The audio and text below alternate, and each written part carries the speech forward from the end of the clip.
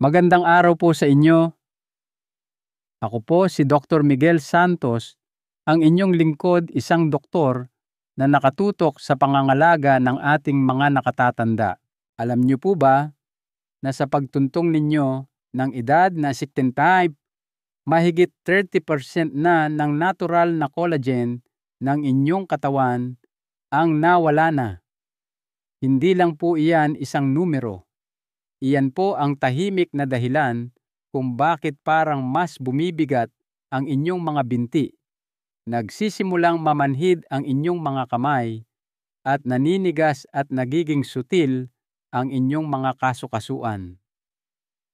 Iniisip ng karamihan sa mga senior na normal lang ito, na bahagi ng pagtanda, pero ang katotohanan, ang nakatagong pagkawala ng collagen na ito ang tunay na salarin sa likod ng pagliit ng mga kalamnan, mga tuhod na tumutunog, mga daliring namamanhid, at ang paulit-ulit na pananakit na ayaw umalis. At sa kabila nito, 90% ng mga taong lampas 100 anyos ay walang ideya na ang kanilang katawan ay unti-unting nawawalan ng mismong protina na nagbubuklod sa lahat, mula sa inyong mga kasukasuan hanggang sa inyong balat at sa maliliit na ugat na dumadaloy sa inyong mga daliri at paa. Pero heto po ang magandang balita, hindi ninyo kailangan ng mamahaling supplements, masakit na ineksyon o komplikadong mga gawain para labanan ito. Dahil sa video na ito, gagabayan ko kayo sa 8 kahangahangang gulay, mga gulay na natural na mayaman sa mga sustansyang kailangan ng inyong katawan para muling buuin ang collagen, ibalik ang sirkulasyon, at bigyang buhay muli ang inyong mga binti at kamay. Mula sa isang matamis na pulang gulay na tahimik lang sa inyong frigider hanggang sa isang madulas na berdeng gulay na ginagaya ang likido sa kasukasuan na hinahanap-hanap ng inyong mga tuhod. Bibilangin natin mula sa numero 8 hanggang sa numero 1 pinakamakapangyarihang gulay na nagpapalakas ng collagen. At maniwala kayo sa akin, malamang ay binabaliwala nyo lang ito sa buong buhay ninyo. Kaya kung namamanhid ang inyong mga kamay kapag nagtatype, kung tumutunog ang inyong mga tuhod kapag tumatayo mula sa kama, o kung nararamdaman ninyo na hindi na kayo gaanong balanse kumpara dati, manatili po kayo dahil lahat ay magbabago na. Simulan natin sa unang di inaasahang bayani na malamang ay nagtatago na sa inyong kusina. Itatanong ko po, kailan po kayo huling kumuha ng red bell pepper at naisip na makakatulong ito para gumaan ang pakiramdam ng mga tuhod ko? Karamihan sa atin ay tingin sa bell pepper bilang isang makulay na pampalutong lang sa salad o sa ginisang ulam. Pero paano kung sabihin ko sa inyo na ang matamis at simpleng gulay na ito ay isa sa pinakamalakas na kakampi ng inyong katawan sa muling pagbuo ng collagen, lalo na pagkatapos ng edad 16? Ang mga red bell pepper po ay siksik sa vitamin C. Kalahating tasa lang nito ay naglalaman na ng mahigit 150% ng inyong pang-araw-araw na pangangailangan. At ang vitamin C ay hindi lang para sa sipon. Ito ang nagsisilbing spark plug ng inyong katawan para simulan ang produksyon ng collagen. Kung wala ito, hihinto ang makina. Hindi kayang buuin ng inyong katawan ang scaffolding ng protina na nagpapanatiling nababanat ng inyong mga kasukasuan elastiko, ang mga daluyan ng dugo, at protektado ang inyong mga nerves. Ang mas kahanga-hanga pa isang pag-aaral Sa Journal of Clinical Nutrition, ang natuklasan na ang mga matatanda na kumukonsumo ng mas mataas na antas ng vitamin C ay may mas malakas na grip strength, mas mabilis na paglakad, at mas mababang antas ng pamamaga. Sa madaling salita, mas maganda ang kanilang pagkilos, mas nabawasan ang sakit, at mas mabagal ang kanilang pagtanda. At hindi po diyan nagtatapos. Ang red bell pepper ay naglalaman din ng isang natatanging antioxidant na tinatawag na capsanthin, isang natural na tagapagtanggol na sumasangga sa inyong mga kasukasuan at nerve fibers mula sa oxidative stress. Ito yung dahan-dahang pinsala na naiipon sa loob ng maraming taon at nagiging sanhi ng pananakit ng tuhod o pangangalay ng pulso pagkatapos ng magagaang gawain. Tumutulong ang capsanthin na pakalmahin ang unos na iyon. Pero heto po ang susi, huwag itong masyadong lutuin. Sinisira ng mataas na init ang vitamin C. Sa halip, subukang hiwain ito ng hilaw sa salad o ihalo sa ginisang ulam sa pinakahuling bahagi para lang uminit. Simpleng pagbabago lang po ito pero mahalaga. Dahil bawat kagat ay nagbibigay sa inyong katawan ng pagkakataong mag-repair, muling magbuo at bawiin ang collagen na tahimik na kinukuha ng panahon. At ngayon, mula sa isang matamis at malutong na pula, lilipat tayo sa isang madilim na madahong gulay na higit na mas makapangyarihan kaysa sa itsura nito. Ang spinach o espinaka ay maaaring malambot, pero huwag ninyong hayaang lokohin kayo ng malalambot nitong dahon. Sa likod ng banayad na berdeng kulay nito ay isa sa pinakakumpletong collagen supporting package ng kalikasan. At para sa sinumang lampas, aksenta ito ay maaaring maging isang tahimik na game changer. Kasi po ang espinaka ay hindi lang basta masustansya, ito ay matalinong pagkain para sa inyo. Pinagsasama-sama nito ang isang grupo ng mga sustansya na nagtutulungan na parang isang orkestra para protektahan at muling buuin ang inyong collagen network. Una, nariyan ang vitamin A sa anyo ng beta-carotene. Isipin ninyo ang vitamin A bilang konduktor na kumokontrol sa mga genes na responsable sa collagen synthesis. Kung wala ito, ang mga mismong selula na gumagawa ng collagen, ang inyong fibroblast ay babagal. Para itong isang construction site na walang blueprint. Sunod ay ang lutein at chlorophyll, dalawang plant compounds na may kamangha-manghang ginagawa. Nilalabanan nila ang tahimik na pamamaga na unti-unting sumisira sa inyong mga kasukasuan nerves at maging sa inyong mga kalamnan. Habang tayo ay tumatanda, nagiging karaniwan ang mababang antas ng pamamaga. Maaaring hindi ito sumisigaw para sa atensyon, pero dahan-dahan nitong kinakain ang collagen na nagpapanatili sa ating pagiging flexible, komportable at mobile. At kung nakaranas na po kayo ng pamumulikat ng binti sa gabi, pangingilig ng kamay habang hawak ang cellphone o mga binti na parang sobrang bigat sa isang maikling lakad, may isa pang sustansya sa espinaka na maaaring magpaliwanag kung bakit ang magnesium.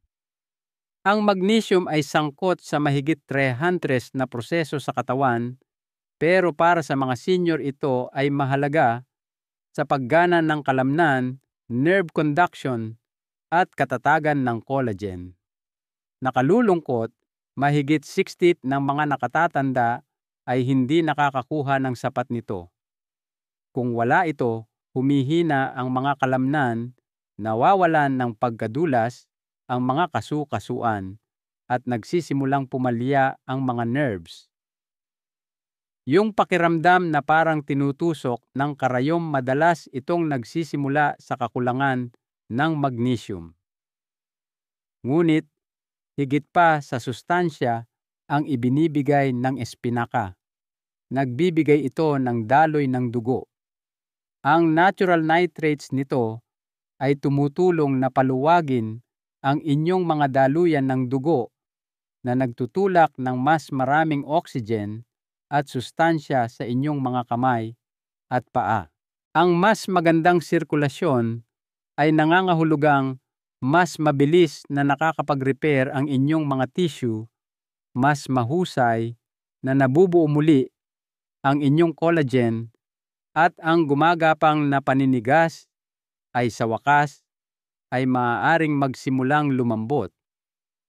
Kung ang inyong mga kasu-kasuan ay parang binabalot ng liha, kung namamanhid ang inyong mga daliri pagkatapos magsulat, kung sumasakit ang inyong mga tuhod pagkatapos ng maikling akyat, ang espinaka ay hindi lang isang madahong side dish. Ito ay gamot tahimik, berde at makapangyarihan. At ngayon, lilipat tayo mula sa hardin patungo sa isang bagay na medyo kakaiba, isang gulay na madulas sa pakiramdam, ngunit nagsisilbing unan para sa inyong tumatandang mga kasu-kasuan. Handa na po ba kayo? Karamihan ng tao ay napapangiwi kapag naririnig ang salitang okra. Ito ay madulas, kakaiba at madalas na isinasantabi sa plato. Pero paano kung sabihin ko sa inyo na ang parehong madulas na texture na iyon ay isa sa pinakamatalinong disenyo ng kalikasan, lalo na para sa mga taong lampas 60. Ang malagel na sangkap sa okra na tinatawag na mucilage ay gumaganap na parang isang protective cushion para sa inyong mga kasu-kasuan. Ginagaya nito ang natural na synovial fluid na pumapalibot at nagpapadula sa inyong cartilage, ang mismong likido na nagsisimulang matuyo at mawala habang nasisira ang collagen sa pagtanda. At kapag numipis ang unan na iyon, bawat hakbang, bawat hawak, bawat pagbaluktot ay nagiging mas mahirap. Ang mga tuhod ay kumakaskas, ang mga daliri ay naninigas, ang mga kamay ay nangingilig. Ngunit tinutulungan ng okra na ibalik ang unan na iyon.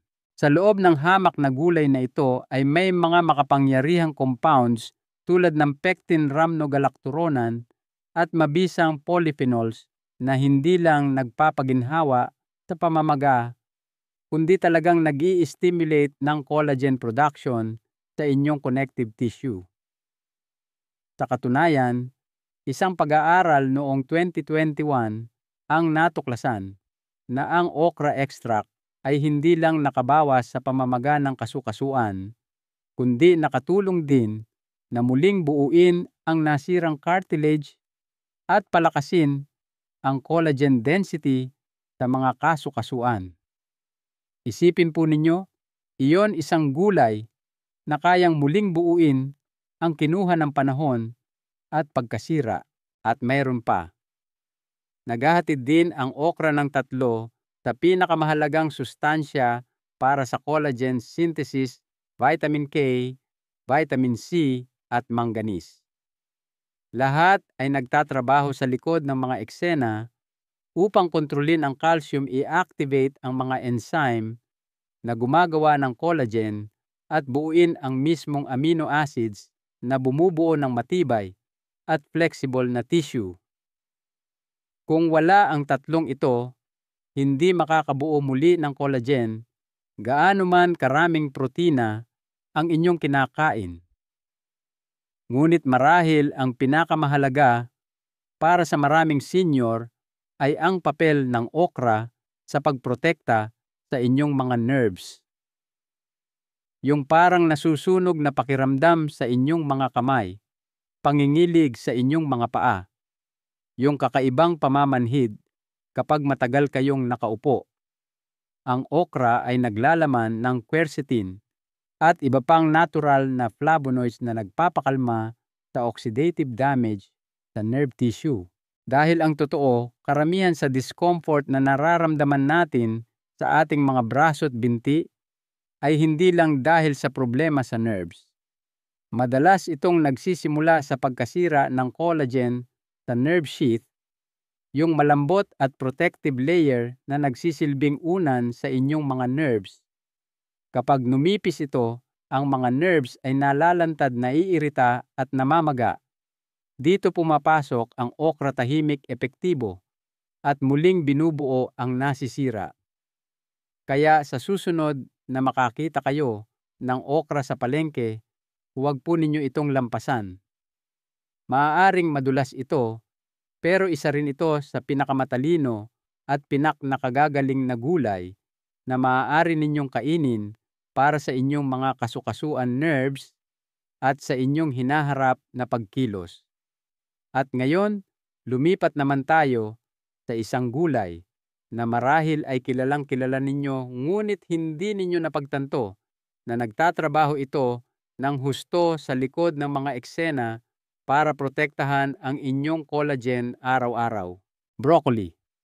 Ito yung klasikong good for you na gulay na matagal nang pumupuno sa mga plato. Pero ang hindi alam ng karamihan ay higit pa sa pagiging berdeng gulay ang ginagawa ng broccoli.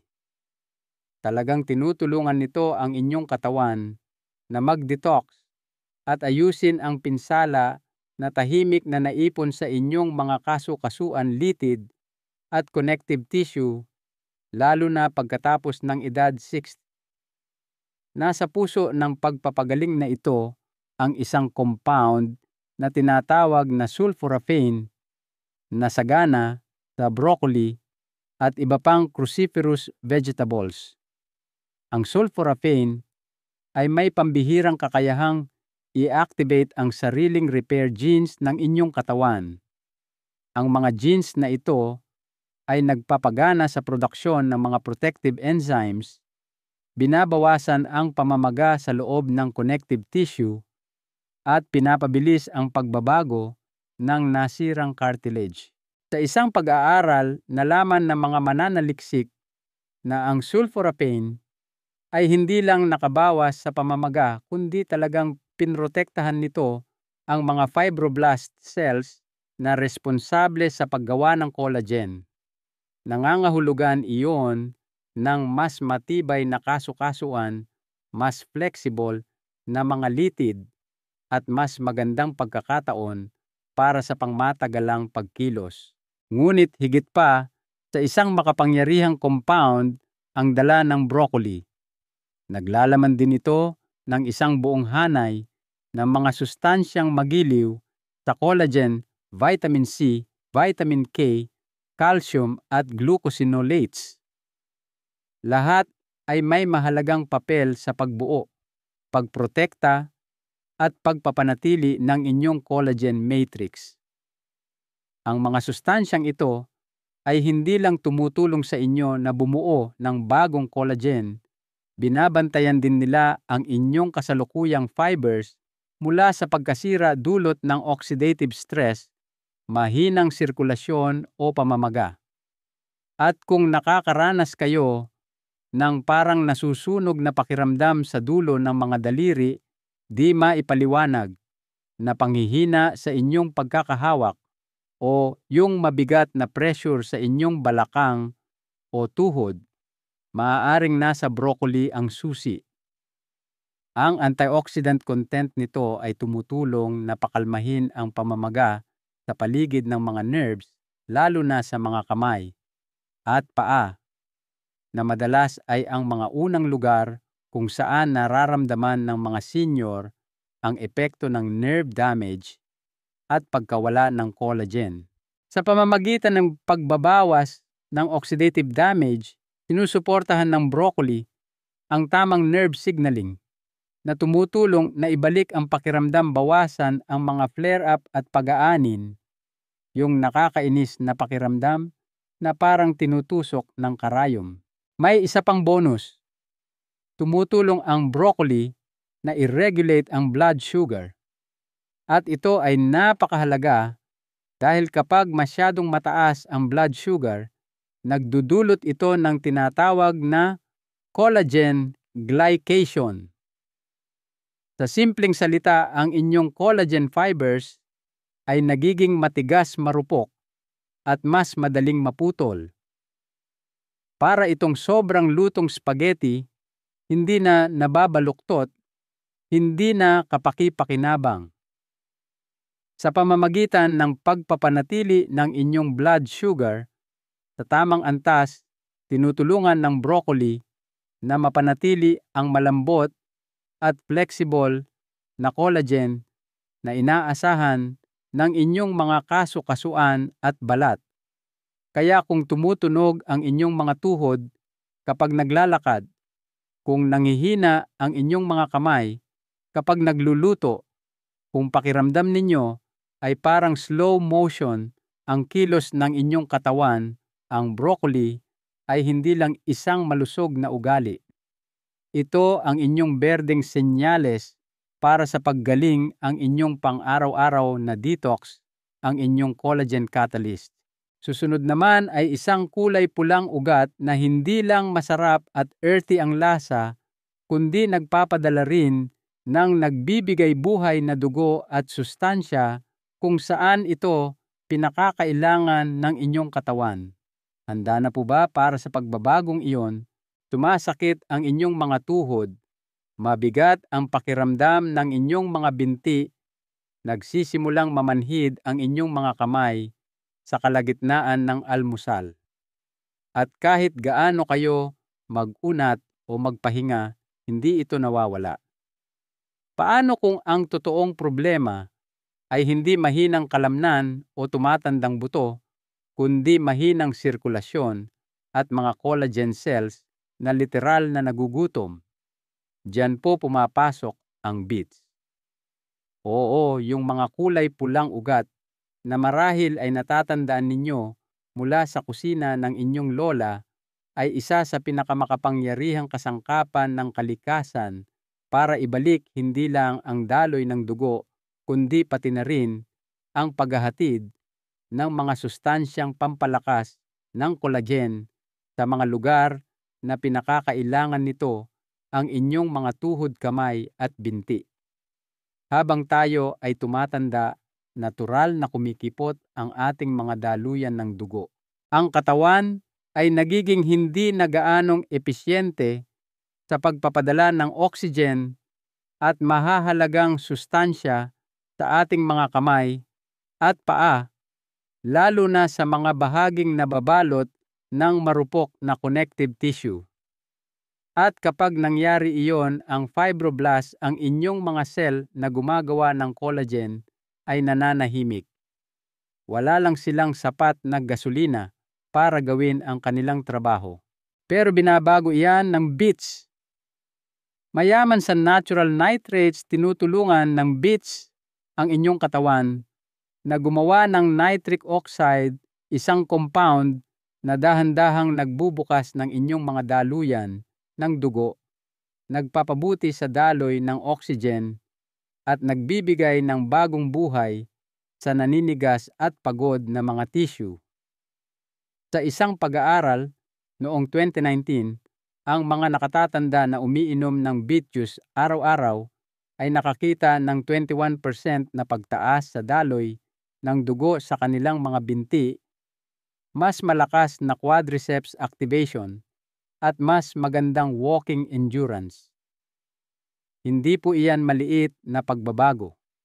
Iyan ay pagbabalik ng paggana. Pero heto po ang tunay na mahika, ang mas magandang daloy ng dugo ay nangangahulugang mas magandang collagen regeneration.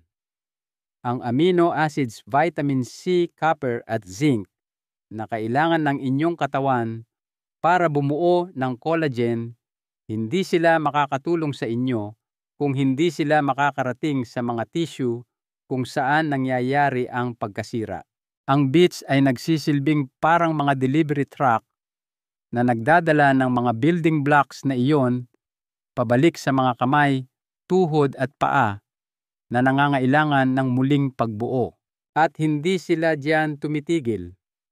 Naglalaman din ang bits ng beta-cyanin, ang kulay pulang pigment na gumagana na parang isang makapangyarihang antioxidant.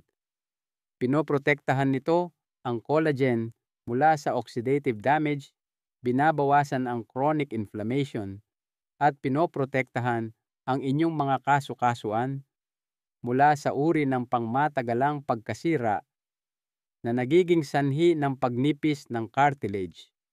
At para sa mga nahihirapan sa namamanhid na mga daliri sa paa, malamig na mga kamay, o mabagal na paggaling ng sugat, ang bits ay mayaman sa folate, isang B-vitamin na sumusuporta sa malusog na pagbuo ng daluyan ng dugo at pinipigilan ang pagtaas ng homocysteine, isang compound na nagpapatigas ng mga ugat at sumisira sa collagen.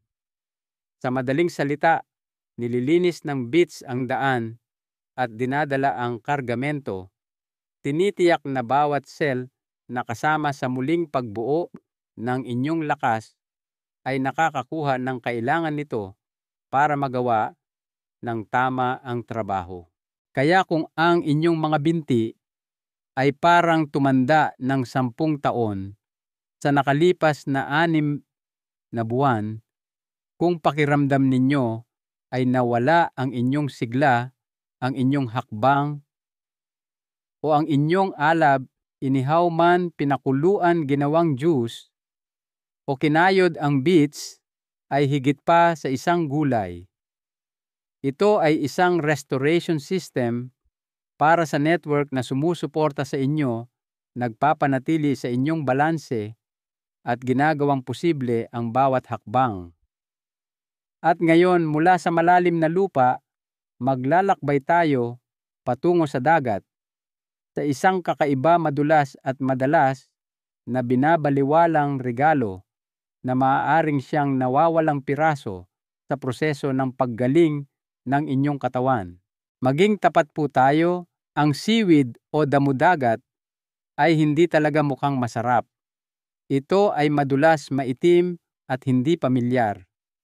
Ngunit kung malalampasan ninyo ang texture nito, ang matutuklasan ninyo ay isa sa pinakamakapangyarihang halaman na nagpapalakas ng collagen sa buong planeta, at isa na halos walang senior na kumakain. Kaya bakit napakahalaga ng damudagat?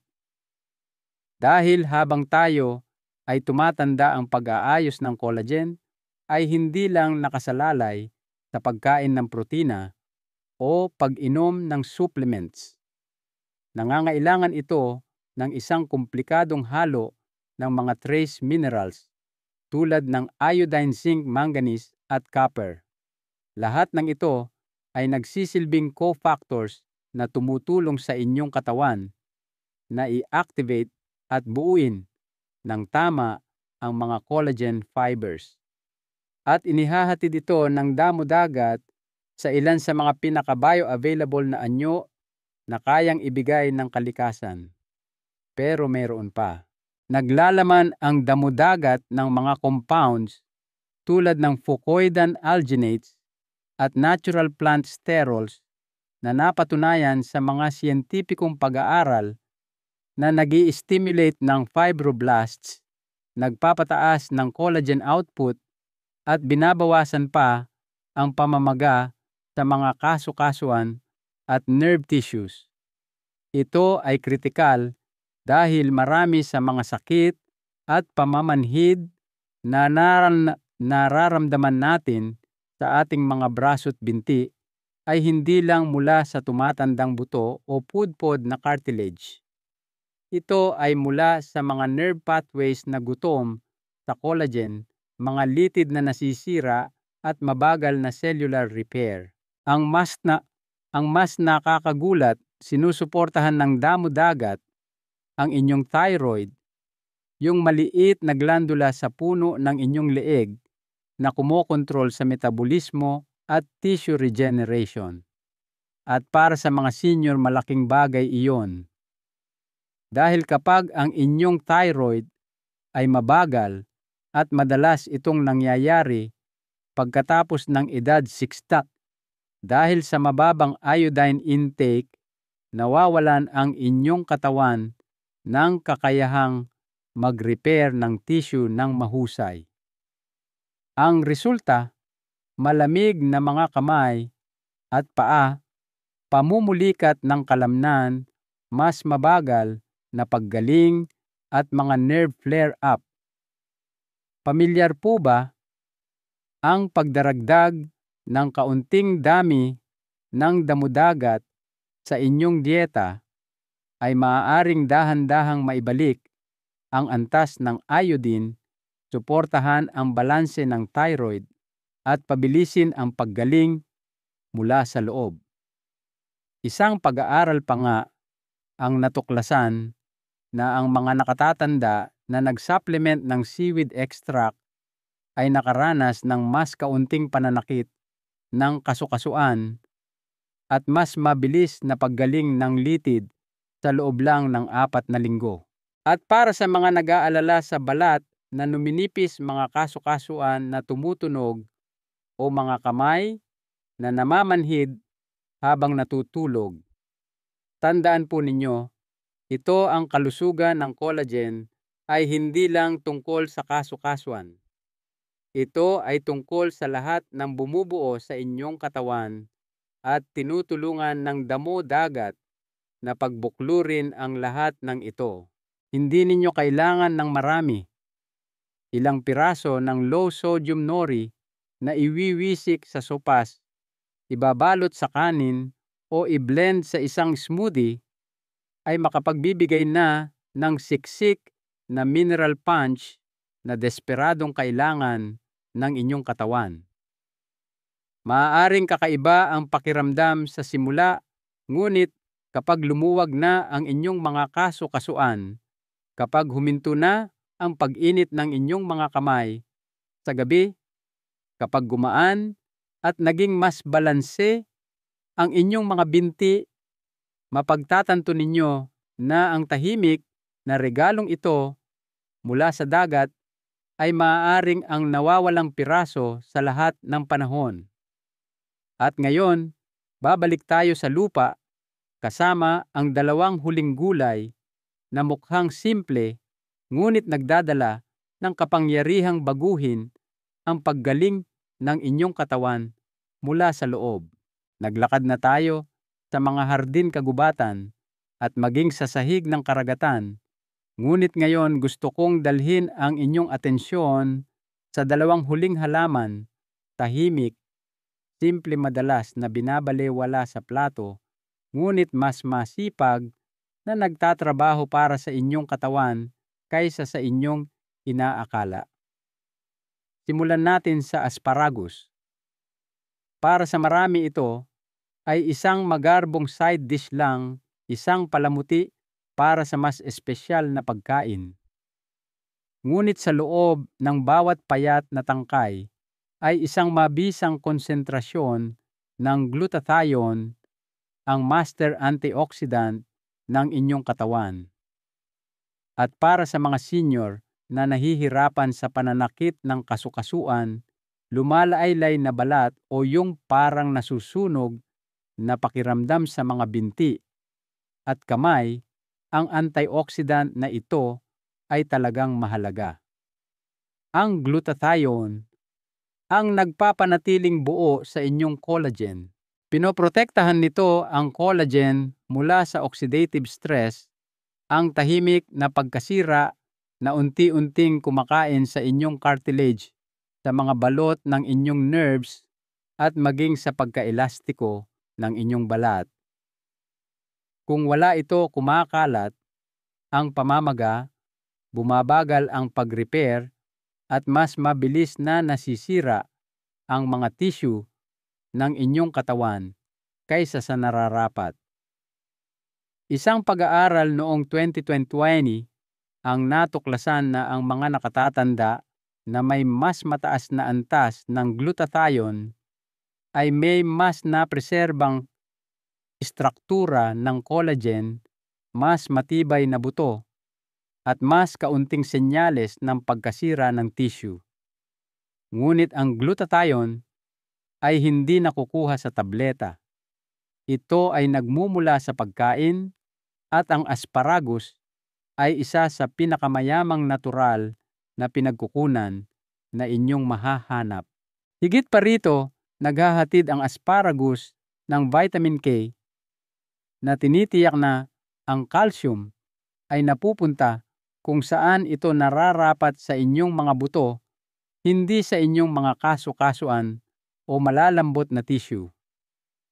Pagkatapos ng edad 60, madalas na nagiging pasaway ang calcium. Pumupuslit ito sa mga lugar na hindi dapat na nagdudulot ng paninigas, nerve compression at masakit na pagkilos. Tinutulungan ng vitamin K na itama ang landas na iyon. Nag-aalok din ang asparagus ng folate, isang bitamina na nauugnay sa cellular renewal at DNA repair.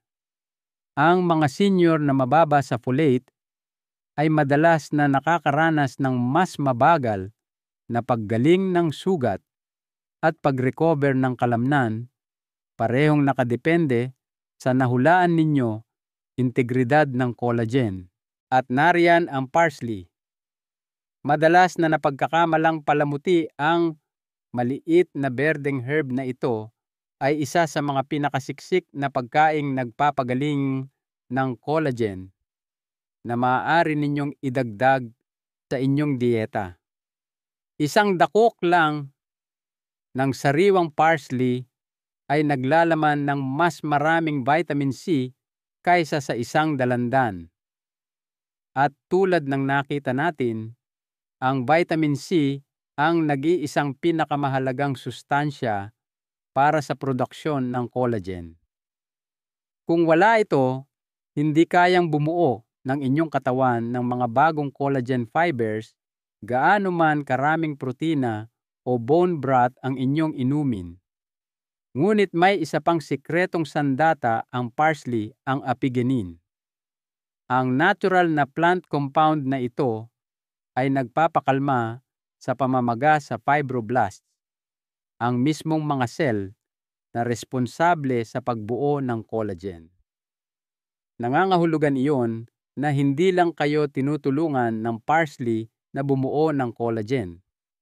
Tinutulungan nito ang inyong katawan na protektahan ito kahit nasa ilalim ng araw-araw na pagod ng pagtanda, stress at chronic inflammation. At huwag nating kalimutan ang chlorophyll content nito na nagpapabuti sa paghahatid ng oxygen sa mga pagod at labis na nagamit na tissue.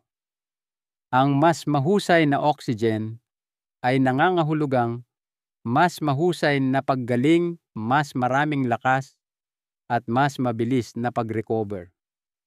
Lahat iyan ay nasa ilang tangkay lang ng berdeng halaman na kinakayod ng karamihan sa kanilang plato. Kaya tadtarin ito, i-blend ito, iwisik ito sa lahat. Hindi ito mga side notes. Ito ay mga recovery tools. At para sa isang katawan ng senior na lumalaban upang manatiling malakas, balanse at buo, ang asparagus at parsley ay maaaring ang pinakamakapangyarihang mga kakampi na inyong binabalewala. Ngunit ngayong natuklasan na natin silang lahat mula sa red bell pepper hanggang sa mga pinakaberdeng herbs, oras na para pag-isahin ang lahat. Pag-usapan natin kung ano ang ibig sabihin nito para sa inyo. Kung ang inyong mga kamay ay namanhid sa gabi, kung ang inyong mga binti ay mas mahina kaysa sa inyong kalooban, kung ang inyong mga kasu-kasuan ay tumutunog bago pa man kayo kumilos, hindi lang po iyan pagtanda. Ito ay isang mensahe mula sa inyong katawan, isang senyales na nawawala na ang inyong collagen at kasama nito ang inyong lakas, ang inyong pagkilos at ang inyong kalayaan. Sa oras na mapansin ng karamihan ang mga senyales na ito, nawalan na sila ng 30% hanggang 40% ng natural na collagen ng kanilang katawan. Iyon ang dahilan kung bakit pakiramdam ninyo ay mas mabagal kayo, mas naninigas, mas marupok, hindi dahil lumipas na ang inyong panahon, kundi dahil nawawala sa inyong katawan ang pandikit na dating nagbubuklod dito. Pero heto po ang katotohanan, hindi ninyo kailangang sumuko sa paghinaan na iyan. Hindi ninyo kailangan ng mamahaling powders. Hindi ninyo kailangan ng ineksyon. Hindi ninyo kailangang makaramdam ng kawalan ng pag-asa. Ang kailangan ninyo ay ang tamang uri ng pagkain, ang uri na bumubulong sa inyong katawan, oras na para muling magbuo. Dahil mula sa matamis na red bell pepper hanggang sa damudagat na lumaki sa karagatan, mula sa tahimik na kapangyarihan ng espinaka hanggang sa malutong na kagat ng parsley, ang 8 gulay na ito ay higit pa sa nutrisyon. Sila po ay gamot na sinusuportahan ng siyensya, nakaugat sa kalikasan at naghihintay para sa inyo.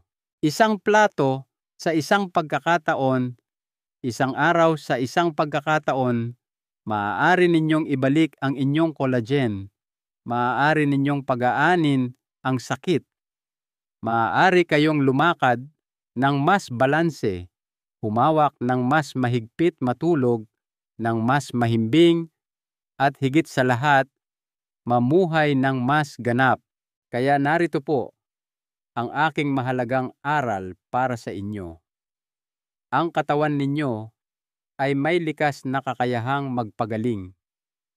Huwag po nating isipin na ang pagtanda ay katumbas ng panghihina. Sa pamamagitan ng tamang kaalaman at tamang nutrisyon mula sa mga biyaya ng kalikasan, may kapangyarihan tayong tulungan ang ating katawan na muling maging malakas at masigla. Hindi pa huli ang lahat para magsimula. At ngayon, may tanong po ako para sa inyo, mahal kong kaibigan. Ano po ang unang senyales na ibinigay sa inyo ng inyong katawan? Ito ba ay pamamanhid ng kamay, hindi balanseng paglakad, o sakit na ayaw mawala? Ipaalam po ninyo sa akin sa comment section. Binabasa ko po ang bawat isa at gusto kong marinig ang inyong kwento. At kung nakatulong sa inyo ang mensaheng ito, ibahagi po ninyo ito sa inyong kapatid kapitbahay o sa inyong walking group. Dahil napakaraming tao na lampas 60 ang namumuhay sa sakit na maaari sana nilang pagalingin kung alam lang nila. At syempre, kung gusto ninyo pa ng mga tips na base sa siyensya para mapanatiling malakas at balanse ang inyong katawan pagkatapos ng edad 60, mag-subscribe po kayo at itap ang bell. Marami pa tayong tutuklasin ng magkasama. Hindi po kayo nag-iisa sa paglalakbay na ito. Hindi kailanman huli para gumaling at ang inyong pinakamagagandang taon ay nasa hinaharap pa. Muli tayong magbuo mula sa loob palabas.